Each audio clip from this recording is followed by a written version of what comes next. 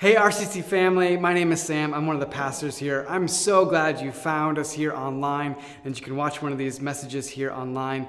The goal of these messages is to help you represent Jesus well right where you're at, and we're so glad you can do that here.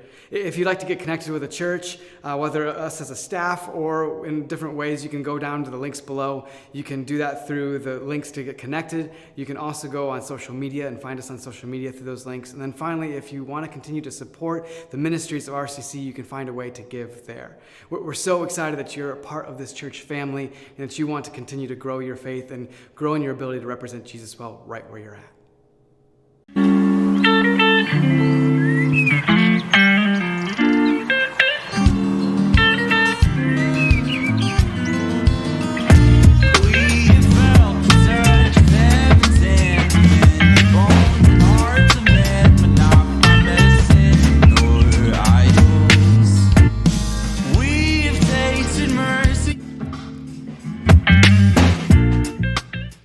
Good morning.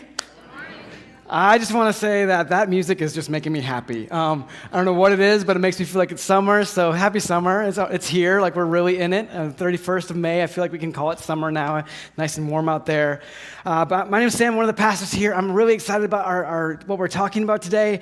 As Claire was just saying, we're in the midst of a series, literally week 2 of a series called The Gospel of John. We're literally reading through it all summer long, and as we do that, I want to highlight a couple things before we get any further. Last week, if you were here, some of you grabbed a reading plan, which is just a little bookmark that says how you can read through the Gospel of John all summer long. You're not too late. If you haven't gotten that yet, make sure you grab one. They're at the Connect desk. You can pick one of those up on your way out, but this is a way for you and all of us as a church family together to really dig into this book today all summer long. I think it'll be a great thing. Literally, when we engage with Jesus, when we have a close encounter with him, which is what John is really, we have this opportunity to have him confront us with these questions, help challenge us, and we grow throughout that simply by digging into it on a weekly basis. Grab one of those on your way out. We also have reading journals and that kind of thing out there if you want to grab one of those at the bookstore. But lastly, there's a class that we're offering this summer. You can already sign up for it. So if you scan that QR code, you can sign up midsummer. We're doing a class on John. So if you're like, man, this is so good, I want to know even more, I want to have it impact my life even more, that's another thing you can do. But last week, like I was saying, we'll just give us a quick overview. We overviewed it last week, so if you didn't watch it last week or weren't here, make sure you go back and check it out because it was a really helpful primer for the whole summer that we're going to be going through. We talked about how John is unique. It's unlike Matthew, Mark, and Luke. Those three overlap a whole lot, but John is another look at the person of Jesus. And it's written later. It's a little less concerned with timeline, and it's a lot more concerned with helping us know Jesus on a deeper, more personal, and theological way, on a theological level. John, he was pastoral. He'd actually planted several different churches, and as he planted those several different churches, he came up against these different varying beliefs and ideas that kind of infiltrated the church, some false teachings. And so the thought is that when he wrote this gospel, this picture of Jesus that he writes called John, what he's really trying to do is help people think accurately about who Jesus is, to help them understand who he is and get a full picture of his divinity, of his humanness, both of those things at the same time. That's what we're looking at this summer, this picture of him. So I want you to imagine for yourself, John sitting there with his pen and his ink. And he had lived a longer life. And as he's communicating these truths, he had done this thousands of times over and over again. And he'd spent the majority of his life reflecting on the meaning of those 3 years that he had spent with Jesus. And now as he's penning this gospel to communicate those truths about Jesus, he's doing it as deeply and as fully as he possibly can. Now, last week we talked about how Jesus was there at the beginning, before the beginning, how Jesus was the Word, the one through whom everything was created. Jesus is man, but Jesus is also fully God. And then we talked about how John the Baptist showed up on the scene right away and painted a picture and pointed his life to Jesus. And in this initial chapter last week, chapter 1, we found ourselves confronted with a couple of different questions, and these are the couple questions that we'll be confronted with all summer long. The first one is, who is Jesus? I mean, this is the question that this gospel is literally trying to answer for us in a very clear and precise way. Who is Jesus? But the second question is, in light of that, if Jesus is who he, and John here, says he is, then what does that change about how we think about God, how we think about the world we live in, and how we think about our life? And those couple questions are going to be with us all summer long, especially that first one, who is Jesus? But that question takes center stage as we dive into chapter 2. Chapter 2, it begins with this really odd picture, this odd beginning story. Like you wouldn't expect it. It's at a wedding. And everybody's there. The whole community turned out to be here. And when you're there at a wedding, back in those days, this was not a 6-hour event with like a ceremony and a party, and then y'all go home. No, this is like a multi-day affair where there is partying and feasting happening literally over a bunch of days. And Mary, Jesus' mother, was there. But not only was Jesus' mother there, so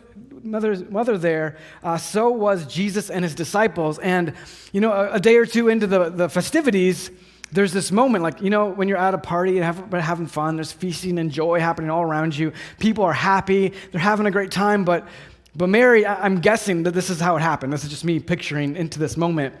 I'm guessing there was a person that was there that, is kind of in charge of things, like making sure everything flows right, like the person that takes care of like food being there. Like I could see their face just falling. You know what I'm talking about? Where they go from like the happy to like, uh-oh. Anybody experienced that before?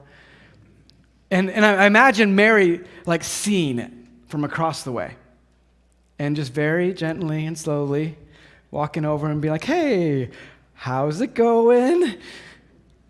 And that person and Mary going over to the little spot, and in hushed voices, Mary's like, hey, what's wrong? What's happening? And the person talking to Mary saying, we're out of wine. You're out of wine? Like that's not okay. We can't have wine run out at a party like this. If you run out of the food and the wine at a party like this over days, it's a mark of shame that you will never live down. 20 years later, it's like, hey, remember when you ran out of wine? They'll never live it down. It's one of those kinds of moments. And so this was this moment that was very fearful, very frightening for the people that were involved in putting on this festivities, this wedding.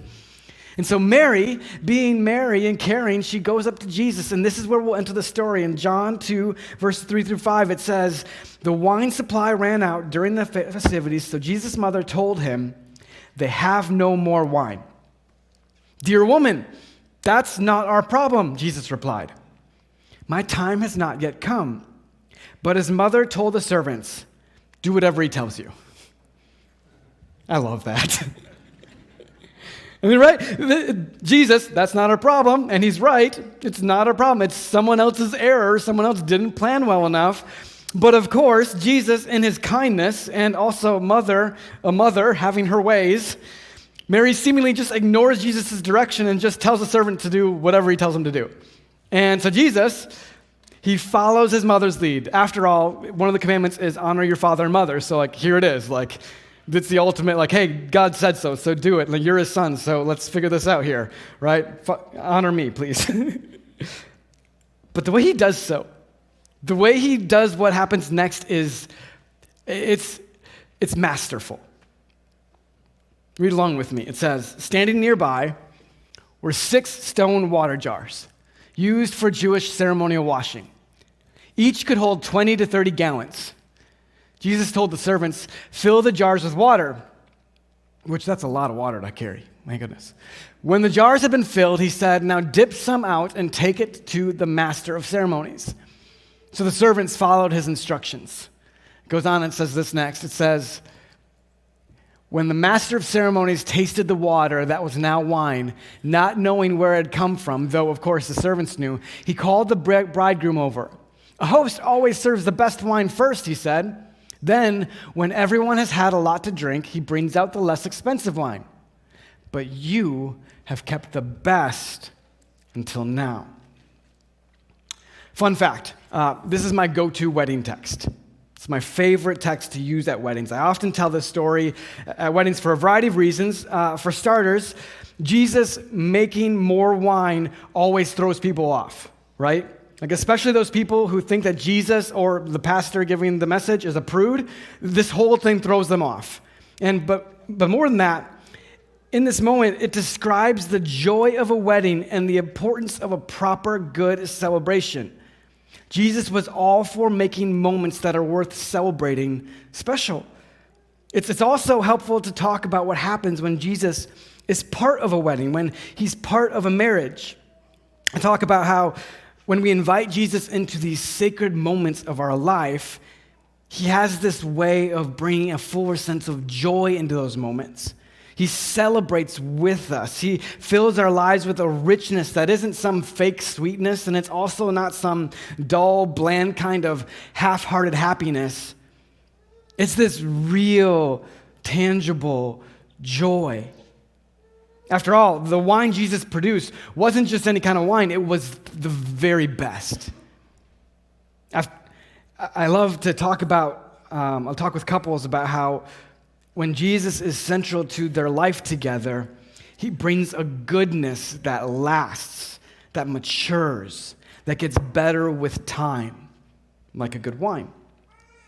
Like a good wine, as it matures, it brings out the very best flavors. And this is how marriage should be, bringing out the best flavors through walking together through life and struggles together. More time actually should bring out more flavor, more goodness in the marriage. Now, please hear me. There's also a reality here as we're talking about this text and this topic. We carry a lot of baggage with us when we talk about alcohol, and that's very real. But please, as we're engaging with this, please don't let that concern, if alcohol has been something that you've struggled with, keep you from seeing the meaning in this text. Wine in those days was a standard part of life. It was the normal drink that you would have. It was often diluted with water, and it was also a lot lower in alcohol content. It was actually out of necessity, too. The alcohol content kept people safe. It killed the bacteria that was often in the water, so that if you drank normal water, you could actually get sick in those days. So there's a reason that they would drink this kind of wine. And also, if you're here and you need help in this area, please reach out. We have a number of resources, and we would love to help connect you. But with that in mind, Jesus, he makes gallons of the best wine. Don't think he's promoting and fueling a belligerent rager, okay? That's not what's happening here. He was fueling a healthy, good celebration filled with good wine. This text, it's full of wonderful and true things to say at a wedding. This text, it speaks to what happens when Jesus is inside of a marriage and invited into a marriage. But here's the thing. There's so much more here. Like, so much more here. And what's here in these lines begins to answer the question that we've started talking about last week. Who is Jesus? I need us to know this is not some nice throwaway story that John, he remembered, like, oh, I remember when Jesus did. I'm going to write that story because that's a fun, weird intro. Like, it'll catch their attention. No, it's literally packed to the brim with symbolism and meaning. Jesus wasn't just doing some nice thing. He was already painting a picture. In these first initial moments, he was laying clues to who he is to those who were watching and paying attention. Now, before we dig into that meaning and symbolism that's so clearly in this text, let's first take a look at what happens next, because John is stacking two stories together for a purpose. Whenever stories are paired together in the Bible, when they're like one story and then another story, they are talking to each other. They're building on top of each other. And so it's really helpful to pay attention. They're placed together to communicate something to the reader. In this next moment, it's the one time that we witness Jesus filled with the kind of passion that came out in a physical show of force. As a kid, this was my favorite story. What happens next? The very next thing that we're told is that Jesus and his disciples head to Jerusalem to celebrate the Passover. And when Jesus gets there, he heads to the temple. Now, to grasp what's going on here, I think it's helpful to think of something that we can relate to. And the thing that I think most comes to mind for me is tourism. Imagine for a moment that years ago, when you were younger, 20, 30 years ago maybe, or maybe a number of years ago, you, for the very first time, hopped in your car and drove up to Door County. And let's say this was long time ago, and you got up there, and it was beautiful. Like, it was quaint, it was sweet. There wasn't a lot of people. You drove around, you found Peninsula State Park, and you hiked through the park, you walked along the water. It was just you and creation and a few other people. It was wonderful. You found a couple of spots with a really great cup of coffee. You enjoyed your morning sitting on the shores of Lake Michigan, just letting the gentle waves come crashing in, the sound, just amazing. You leave that weekend just renewed. It was beautiful. It was amazing. Now, imagine that was 20 to 30 years ago, and then you go back, let's say midway through June of this year, and you drive up there and you go into one of the small towns in the peak of tourist season.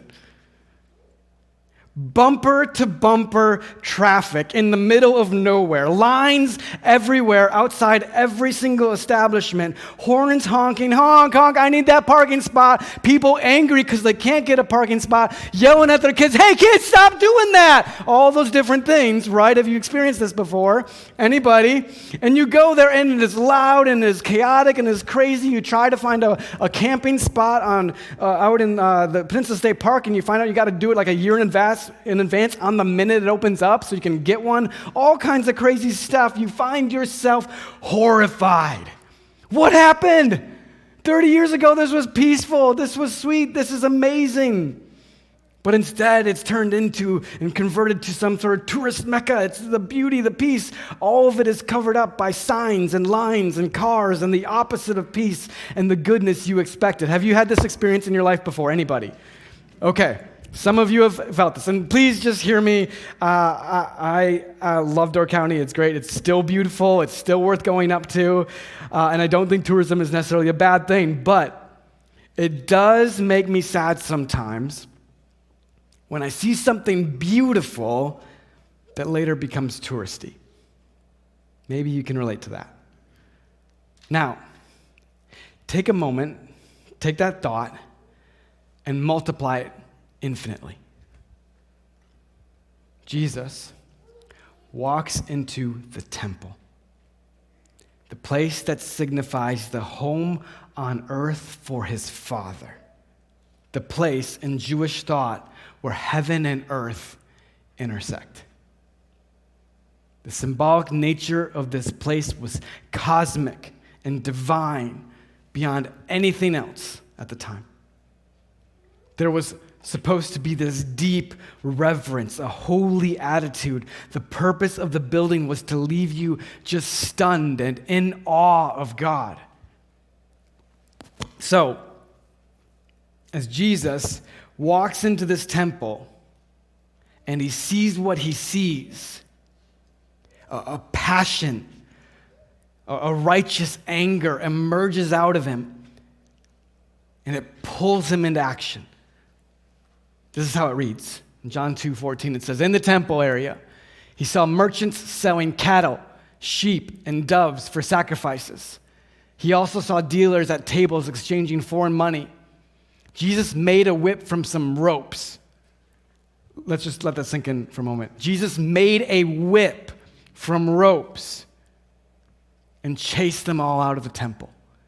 He drove out the sheep and cattle, scattered the money changers' coins over the floor, and turned over their tables. It goes on, it says this next.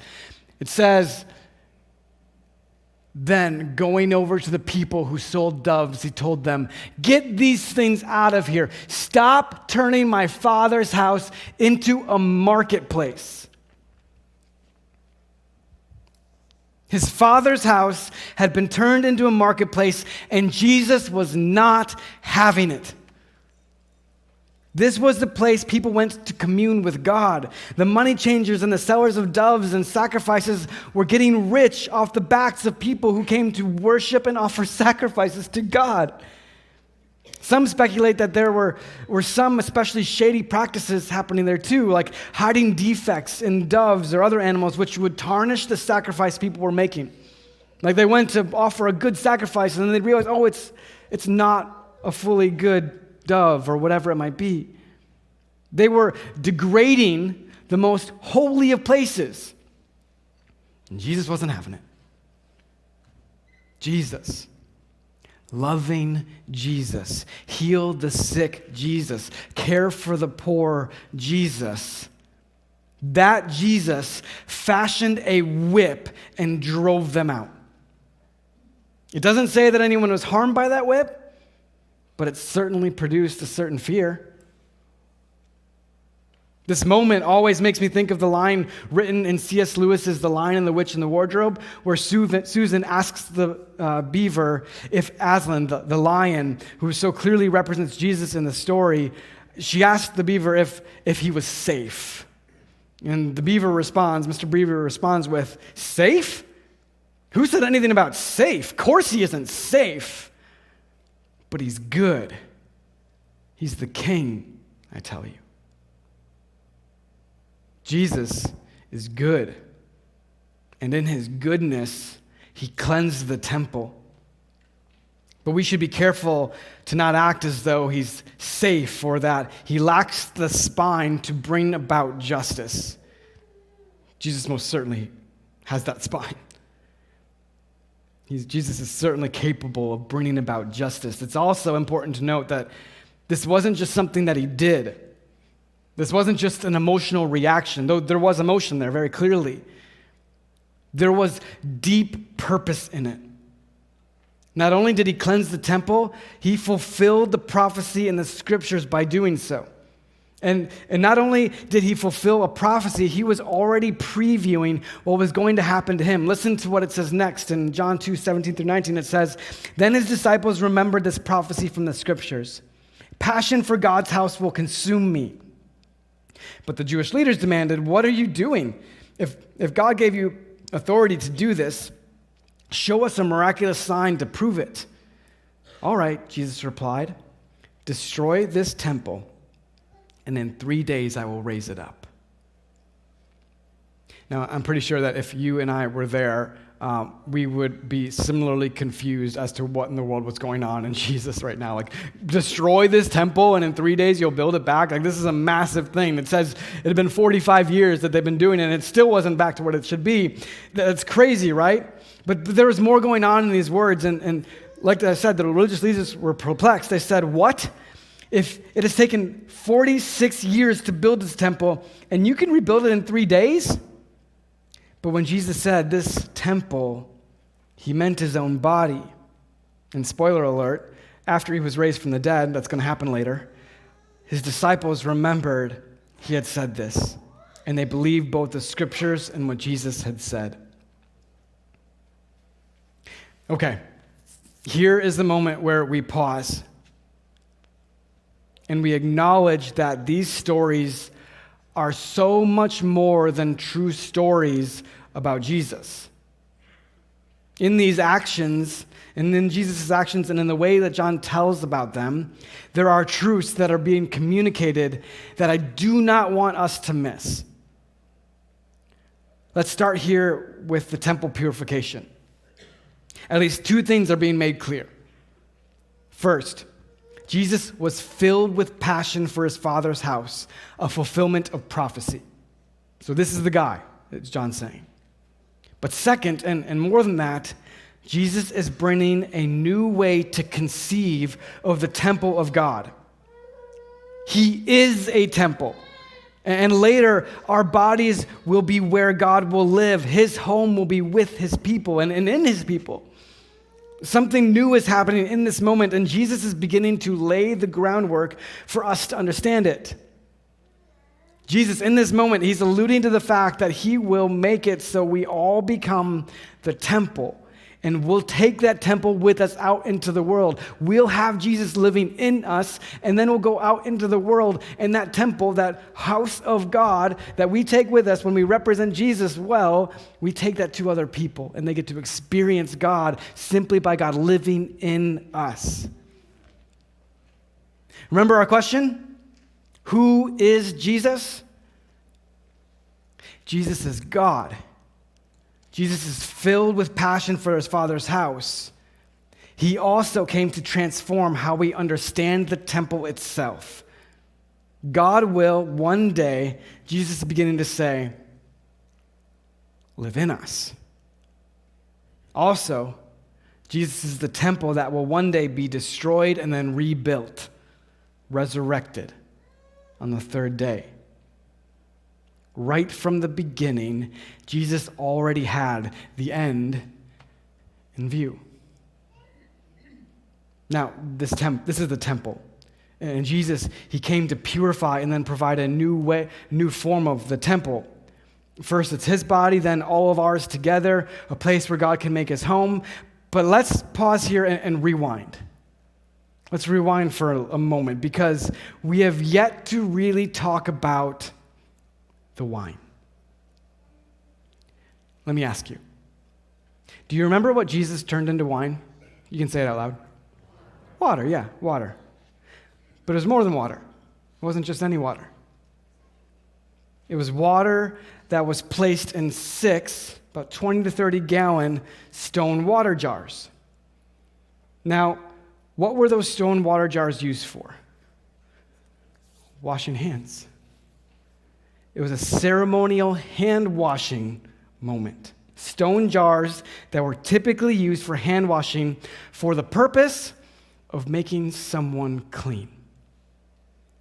And let me ask you, what does wine represent later in Jesus' ministry? Blood. Specifically, Jesus' blood. What is Jesus saying with this initial moment of turning water into wine? You will be washed clean, purified by something that cleans you far more than dipping your hands into a jar of water. The blood of Jesus will cleanse you. This is why we celebrate communion. You will be purified, holy, a temple of God, because of what Jesus will accomplish on the cross. Let that sink in for a moment. This is how rich the Bible is. John doesn't waste a word. Each one points to what's true about Jesus and what is true about us when we trust in him. From literally chapter 2, we're already getting a picture of the cross and his blood. But you might be sitting here, and you might be thinking and asking yourself, so what? Why lay all this out? Cool story. Why does it matter? Here's why. It matters because we have a need. And while the Old Testament covenant, the animal sacrifices to pay for or atone for sins was helpful, ultimately it was just like a signpost. A sign staked in the ground pointing to the future, pointing the way forward to Jesus. Jesus came because those things, the hand washing, the sacrifices made at the temple, those things made us aware that we're not clean, that we are people in desperate need for a Savior. They helped name and begin to help us comprehend the nature of who we are as humans. They show us that we are prone to doing things for selfish reasons. We are prone to run and hide in shame when we do something that offends others or God. And while the old system laid out in the Old Testament made us aware of those things, there was no sacrifice or practice that could completely make us clean. There was no system that could heal us fully, put our relationship with God and others back together as it should be. We needed something more. And Jesus is that more. And Jesus was well aware of this. John, he details out deeply how Jesus knew this. In John 2:23-25, the end of this chapter, it says, because of the miraculous signs Jesus did in Jerusalem at the Passover celebration, many began to trust in him. But Jesus didn't trust them because he knew all about people. No one needed to tell him about human nature, for he knew what was in each person's heart. How wild of a picture is that? Jesus knew, like he really, really knew. He knew all about people. He knew all about what was in each person's heart. These few verses, they serve as a transition for us. They help illuminate what's true about human nature, but they also transition into what we're going to talk about next week, a chapter all about a conversation Jesus has with a man named Nicodemus. He comes to Jesus in the middle of the night because he's a respected Jewish teacher, and he doesn't want anybody to know that he's talking to Jesus. It's going to be a great thing next week. I can't wait. Jesus knew what was in Nicodemus' heart, which we'll get to. But more importantly, and for our purposes today, Jesus has this way of knowing what's in our hearts. But he doesn't just know. From the very beginning of this book about him, we are shown that he is willing, even when it's not his responsibility. Like the wine running out at the wedding, with deep kindness, he is willing to step in and bring about the kind of purifying force that can help make us clean and holy in God's eyes, that can make us clean and holy in his eyes.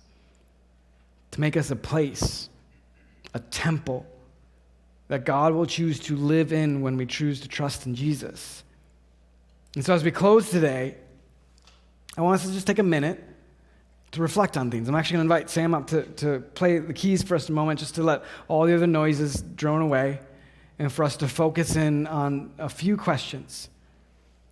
I want us to be thinking about these few questions and just reflecting on what they mean, and then we'll close with a prayer.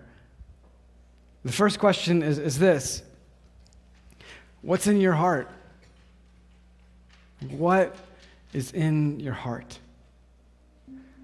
Are you aware of the good that's in your heart? Are you aware of the ugly parts? What do you do with those ugly parts?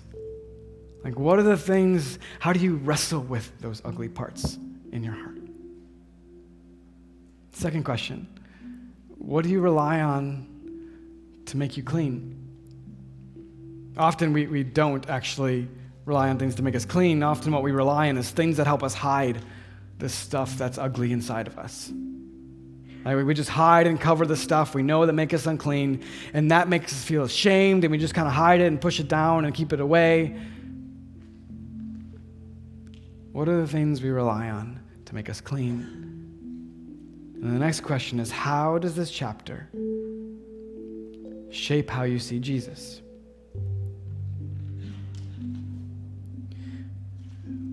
What if instead of looking to those things to hide our shame, our frustrations, our ugly parts, what if we look to Jesus instead? What if we let him chase out those things that defile us like he did in the temple? What if we trusted his wine, his blood, to cleanse us? Are you beginning to see Jesus as someone who can make you clean, who can bring about your way of being made right with God, who can form you into a temple, a place where God can make his home inside of you? And fourth, who is Jesus? There are few, if any, questions as important as this one. Have you answered that question fully for yourself? As you wrestle with these questions, let's finish with the time of prayer.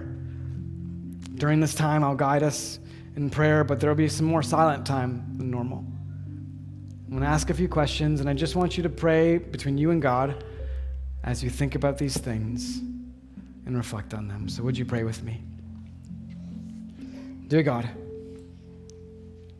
we are grateful that we can be in this moment with you. And so we ask ourselves, help us to see you for who you really are, Jesus. Help us come to terms with who you are. And Jesus, you know me.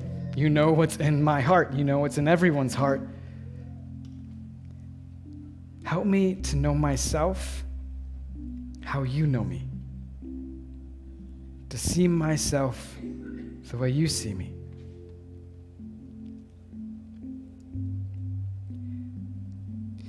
Jesus, would you help me see the parts of myself that are not of you, that aren't healthy, that aren't good, but instead, God, of hiding them and stuffing them and covering them up, would you reveal them, bring them to the surface? And then, God, as I trust in you, show me how you not only wash me clean, but you begin to transform me as you make your home in me, as your Holy Spirit lives in me. God, I invite you in. Do your work in me. I trust you. In Jesus' name, amen.